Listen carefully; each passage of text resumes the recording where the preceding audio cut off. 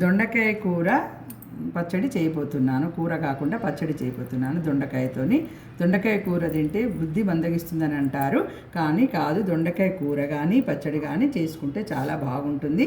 వేడివేడి అన్నంలోకి కానీ చపాతీలోకి కానీ.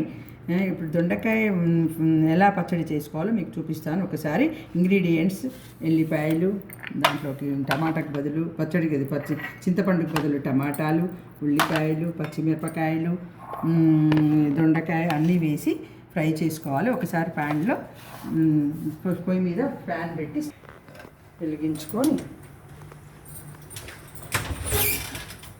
స్టవ్ వెలిగించి ప్యాన్ పెట్టి 1 చెంచా నూనె వేసుకొని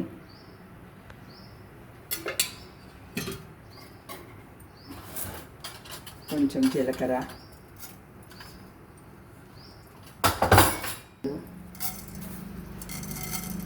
వేసి కొంచెం మినప్పప్పు,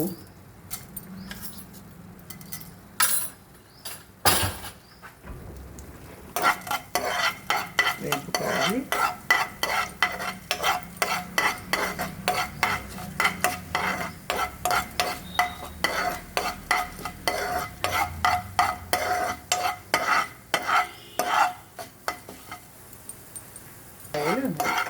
ఒక 3 నెబ్బలు వెల్లిపాయలు వేసుకోవాలి. 3 కానీ 4 కానీ వేసుకొని కొంచెం ఉల్లిగడ్డ వేసి వేసుకోవాలి. దానిలోనే ఉల్లిగడ్డ వేగిన తర్వాత టమాటా ముక్కలు వేయాలి. చింతపండు బదులు టమాటా వేసుకోవాలి, లేదంటే టమాటా బదులు చింతపండుని వాడుకోవచ్చు.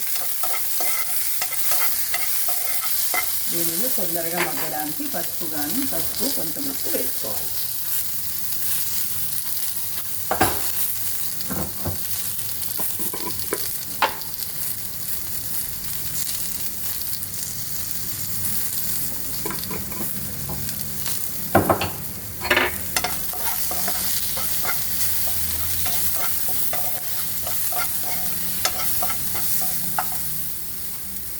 మిరపకాయలు,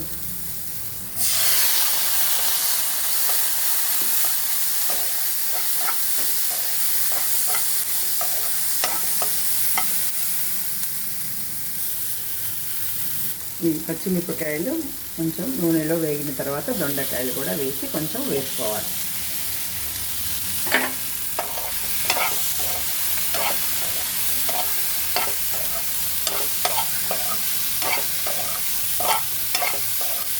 కొంచెం 5 నిమిషాల పాటు మూత పెట్టి ఉడకనివ్వాలి. ఇంకా కొంచెం వేసుకోవాలి. అప్పుడు కొంచెం వేసుకున్నాం కదా, ఇంకా కొంచెం సాల్ట్ వేసుకొని కచ్చాపచ్చాగా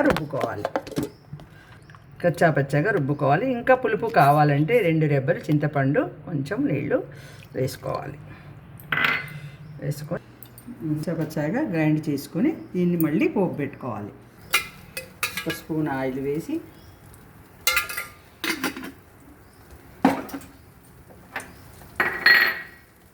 వేడైన తర్వాత 1 స్పూన్ ఆవాలు, చిన్న స్పూన్ ఆవాలు, మినప్పప్పు,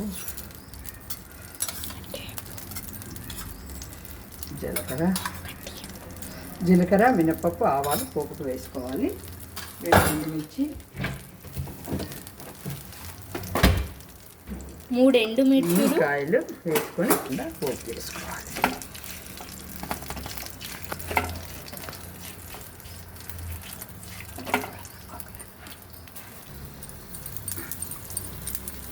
ఇంగువ పోపు వేయాలి.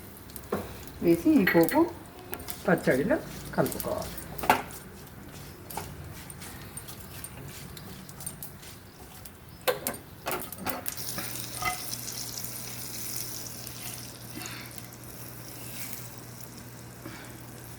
దీన్ని అన్నంలోకి కానీ రోటీలోకి కానీ కలుపుకొని తింటే చాలా బాగుంటుంది. ఈ వీడియో మీకు నచ్చినట్లయితే సబ్స్క్రైబ్ చేయండి, బెల్ నొక్కండి.